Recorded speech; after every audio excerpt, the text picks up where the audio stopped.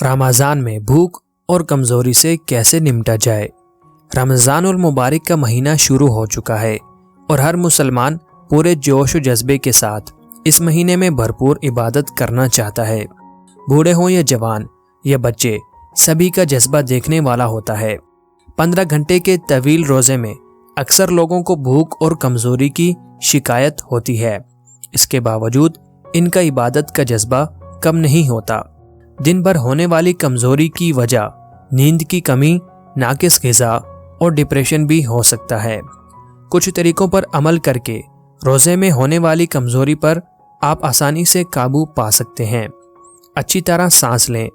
रोज़े में कमज़ोरी को दूर करने के लिए सबसे अहम चीज़ सही तरह सांस लेना है। जब हम सही तरह सांस नहीं लेते तो हमारे फेफड़ों में कम ऑक्सीजन जाती है, जिसके बदले में जिस्म में मौजूद कार्बन डाइऑक्साइड भी कम खारिज होती है। इसके नतीजे में जिस्म में रह जाने वाली कार्बन डाइऑक्साइड जिस्म के सेल्स को नुकसान पहुंचाना शुरू कर देती है और हमें कमज़ोरी महसूस होने लगती है। इसी तरह जब हम अच्छी तरह सांस लेते हैं तो हमारे जिस्म में ज़्यादा ऑक्सीजन आ जाती है, जो सेल्स को तवानाई फराहम करती है और हमें कमज़ोरी महसूस नहीं होती। लिहाजा रोज़े के दौरान अच्छी तरह सांस लें ताकि खाली पेट रहने से होने वाली कमज़ोरी जिस्म में ऑक्सीजन की कमी से मज़ीद ना बढ़े। वर्जिश करें। अक्सर ख्याल किया जाता है कि वर्जिश तवानाई को कम करती है, जिसकी वजह से कमज़ोरी महसूस होती है, जबकि ऐसा हरगिज़ नहीं है। वर्जिश जिस्म को नुकसान पहुंचाने वाले टॉक्सिन को खारिज करके ऐसे हार्मोन्स बनाती है जो तवानाई में इजाफा करते हैं। इस तरह वर्जिश सुस्ती का मुकाबला करती है। लिहाजा रोज़े में कमज़ोरी से बचने और तवानाई को बढ़ाने के लिए ज़रूरी है कि सहरी या अफ्तारी के बाद हल्की फुल्की वर्जिश ज़रूर की जाए। अच्छा खाना खाएं।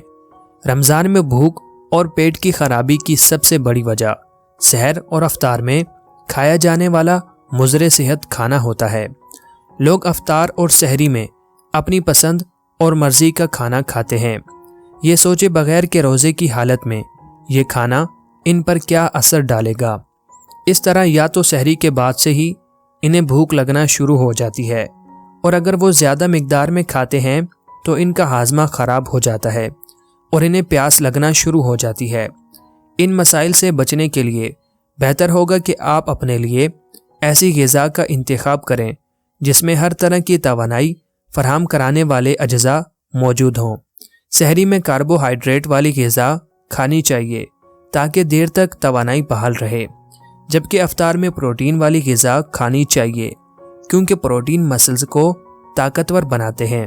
अपनी ग़िज़ा में सेहत बख्श चीज़ें शामिल करें ताकि दिन में भूख से बचे रहें। पानी पिएं। अफ्तार में तरह तरह के मशरूबात रखे जाते हैं और लोग थोड़ा सा पानी पीकर दूसरे मशरूबात ज़्यादा पीते हैं। इनमें कैफ़ीन वाले मशरूब भी शामिल होते हैं। अफ्तार से सहरी के दौरान पानी के बजाय दूसरे मशरूब पीने से जिस्म में पानी की कमी हो जाती है, जिसकी वजह से रोज़े में कमज़ोरी महसूस होती है। इसलिए ज़रूरी है कि अफ्तार से सहर के दौरान ज़्यादा से ज़्यादा पानी पिया जाए ताकि जिस्म के खलियात की ज़रूरत पूरी हो सके और ज़्यादा से ज़्यादा टॉक्सिन खारिज हो। इन तमाम चीज़ों के साथ ख़ुद को अल्लाह रब्बुल इज़्ज़त की इबादत में मसरूफ़ रखें ताकि आपकी तवज्जो भूख से हट जाए। नमाज, कुरान पाक की तिलावत और दीनी किताबों की मुताला करें ताकि आपको रूहानी तक़वियत मिले और आप अपनी भूख को भूल जाएं। रमज़ान में भूख और कमज़ोरी से बचने के लिए ज़रूरी है कि आप अपने लिए ऐसी ग़िज़ा का इंतखाब करें जो आपकी तबीयत पर अच्छा असर डाले, बजाय ऐसी ग़िज़ा खाने के जो आपकी इबादत पर असर अंदाज हो और इस बाबरकत महीने का पूरी तरह फ़ायदा ना उठाने दे। रमज़ान उल मुबारक में चाको चौबंद रहने के तरीके। रमज़ान का महीना शुरू होने के है और हर कोई फ़िक्रमंद है कि किस तरह रोज़े में गर्मी का मुकाबला करते हुए रोज़मर्रा मामूलात को जारी रखा जाए। रमज़ान के 30 दिन एक सख्त शेड्यूल पर चलना पड़ता है, जिसमें रोज़ा, नमाज, तिलावत कुरान पाक, तरावी और इसके अलावा घर और घर से बाहर के कामकाज بھی شامل ہیں۔ اس شیڈول سے گھبرا کر روزہ ترک کرنے کے بجائے بہتر یہ ہے کہ ان دنوں کا اس طرح شیڈول بنائیں کہ آپ رمضان کی برکتیں پوری طرح حاصل کر سکیں۔ رمضان کیسے گزاریں؟ غذا۔ جو لوگ روزہ رکھتے ہیں انہیں دن میں 2 وقت کھانا ہوتا ہے، ایک سحر اور دوسرا افطار۔ روزہ اسلام کے 5 ارکان میں سے ایک اہم رکن ہے، اس لیے اسے نظر انداز نہیں کیا جا سکتا۔ اس لیے ضروری ہے کہ سحر و افطار میں ایسی غذا کھائی جائے کہ آپ کے لیے پورا مہینہ آسانی کے ساتھ گزرے۔ خاص طور پر گرمیوں میں سحری میں ایسی غذا کھانی چاہیے جو دیر میں ہضم ہو اور زیادہ توانائی فراہم کرے۔ ایسی غذا کھائیں جس میں کاربوہائیڈریٹ، فائبر اور پوٹاشیم کی وافر مقدار موجود ہو۔ جلدی ہضم ہونے والی غذا نہ لیں۔ سحری میں کیلا، دودھ، دہی، روٹی، کھجلا، پھینی کھائیں یا لسی پئیں۔ کیلے میں پوٹاشیم وافر مقدار میں ہوتا ہے، دن میں پیاس سے بچاتا ہے، جبکہ کھجور دن بھر کے لیے توانائی فراہم کرتی ہے۔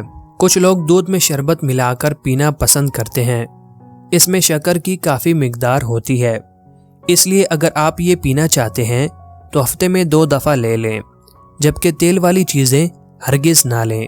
افطار۔ سنت طریقے سے یعنی کھجور کے ساتھ روزہ افطار کریں، کیونکہ یہ بھرپور توانائی فراہم کرتی ہے۔ روزہ کھولتے ہی کھانے پر نہ ٹوٹ پڑیں۔ افطار کو ہلکا رکھیں، بہت زیادہ پانی پینے سے گریز کریں۔ پھل زیادہ کھائیں، افطار کرتے ہوئے آرام سے چبا چبا کر کھائیں، اس طرح ہاضمہ تیز ہوگا اور وزن کو بڑھنے سے بھی بچائے گا۔ افطار میں بھی بہت زیادہ تلے ہوئے چکنے اور شکر کی زیادہ مقدار والے کھانے سے گریز کریں۔ سحر و افطار کے درمیان کیا کریں؟ سحر سے افطار کا درمیانی وقت گزارنے کا سب سے بہترین طریقہ روزے کے تمام شرائط پر پورا اترنا ہے۔ رمضان کا مطلب صرف روزہ رکھنا نہیں، یا روزے صرف کھانے پینے سے رکنے کا نام نہیں ہے۔ رمضان کا اصل تصور یہ ہے کہ مسلمان خود کو اللہ رب العزت کے سپرد کر دے اور ہر ایسی حرکت سے بچے جو اسے گناہ کی طرف راغب کرتی ہے۔ جب ایک شخص روزہ رکھتا ہے تو اس کا پورا جسم روزے سے ہو جاتا ہے۔ ایک روزے دار کے لیے ضروری ہے کہ وہ اپنی آنکھ سے کوئی بری چیز نہ دیکھے، زبان سے کچھ غلط نہ بولے، کسی کو کوئی تکلیف نہ دے اور نہ ہی کوئی بری بات سنے۔ رمضان کا پورا مہینہ ایک صحت مند طرز زندگی سکھاتا ہے جسے مسلمان اپنی ساری زندگی میں اپنا سکتے ہیں، چاہے وہ مضر صحت کھانے سے گریز کرنا ہو، دوسروں سے اچھے تعلقات قائم کرنا ہو یا نمازوں کی پابندی ہو۔ یہ ایسا مہینہ ہے جس میں انسان اپنی ساری زندگی کے لیے بہترین تبدیلیاں لا سکتا ہے۔ روزے کے دوران تلاوت قرآن پاک سے حلق میں تراوٹ رہتی ہے، جس سے پیاس کا احساس نہیں ہوتا۔ افطار سے سحر کے درمیان کیا کریں؟ روزہ افطار کرنے کے بعد ہر دوسرے گھنٹے پر 1 گلاس پانی پئیں تاکہ جسم میں پانی کی صحیح مقدار موجود ہو۔ افطار کے فوراً بعد مشقت والا کام یا ورزش نہ کریں، کیونکہ اس وقت خون کا دوران معدے کی طرف زیادہ ہوتا ہے، اس لیے جم اور افطار کے درمیان کم از کم 2 گھنٹے کا وقفہ ہونا ضروری ہے۔ اگر آپ میٹھے کے شوقین ہیں تو کھا سکتے ہیں، لیکن افطار کے 2 گھنٹے بعد کھائیں۔ آپ کا جسم آرام مانگتا ہے، جب اسے آرام کی ضرورت ہو تو بستر پر جا کر سو جائیں تاکہ اگلی سحری کے لیے تازہ دم ہو کر اٹھیں۔ امید ہے ان معمولات پر عمل کر کے رمضان المبارک کے مہینے میں اور اس کے بعد بھی آپ ایک صحت مند طرز زندگی اپنا سکتے ہیں۔ شکریہ۔